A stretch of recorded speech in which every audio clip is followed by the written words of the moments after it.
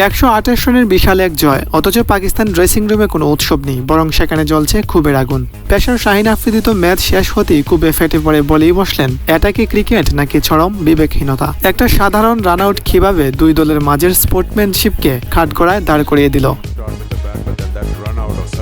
মিরপুরে দ্বিতীয় one day series বাঁচানোর লড়াইয়ে নেমে ডিএলএস মেথডে 32 ওভারে টার্গেট ছিল 243, কিন্তু লিটনের 41 রানের ইনিংসটা ছাড়া বাংলাদেশের ব্যাটিং লাইন আপ তাসের গড়ের মতো ভেঙে পড়ল মাত্র 114 রানে। পাকিস্তান সিরিজে সমতা ফেরালো, কিন্তু মজার ব্যাপার হলো সংবাদ সম্মেলন কক্ষে এই বিশাল জয় নিয়ে কারো কোনো মাথা ব্যথা নেই। সাংবাদিকদের সব প্রশ্ন গিয়ে ঠেকলো একটা নির্দিষ্ট পয়েন্টে। পরিস্থিতি এমন পর্যায়ে গেল যে পাকিস্তানের মিডিয়া ম্যানেজার বাধ্য হলেন সাংবাদিকদের থামাতে। সবাই টিভিতে রান আউট দেখেছে, কিন্তু এর পেছনের মানসিক লড়াইটা আসলে কতটা তিক্ত ছিল তা হয়তো সবাই ধারণাও করতে পারেনি।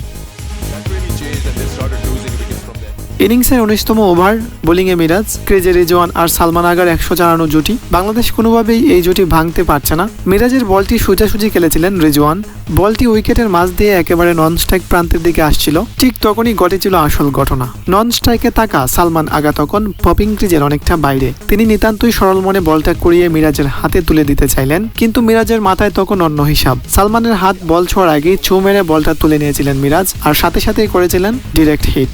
রিপ্লে দেখে থার্ড আম্পায়ার কুমার ধর্মসেনা আঙ্গুল তুলে দিয়েছিলেন, কারণ নিয়ম তো নিয়মই, কিন্তু তখন মাঠের ভেতর শুরু হয়ে গিয়েছিল এক স্নায়ুযুদ্ধ।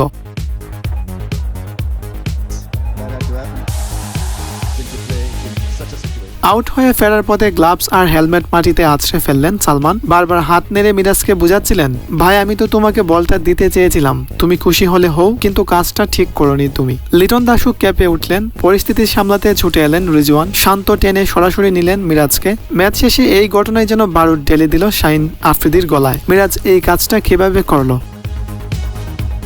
সালমান কত সরলভাবে বলটা তার হাতে তুলে দিচ্ছিল সেটা সবাই দেখেছে। এরপর মিরাজ যা করলো, এটাকে ক্রিকেট বলে না, এটাকে ভ্রাতৃত্ব বলে না। স্পোর্টম্যানশিপ নাকি দলের জয়, কোনটা বড়?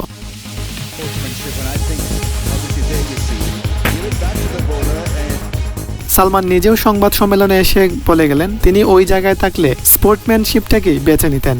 অন্যদিকে বাংলাদেশের স্পিন কোচ মুস্তাক আহমেদের সাফ কথা, মিরাজের কোনো ধারণাই ছিল না সালমান কি করতে চাইছে।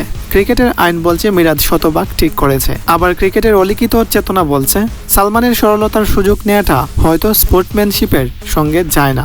একটা বল, একটা আউট আর দুটো সম্পূর্ণ আলাদা দৃষ্টিভঙ্গি। মিরাজের এই আউট করাটা কি ক্রিকেটের স্পিরিট পরিপন্থী ছিল, নাকি প্রফেশনাল ক্রিকেটে সুযোগ পেলেই এভাবে কাজে লাগানো উচিত?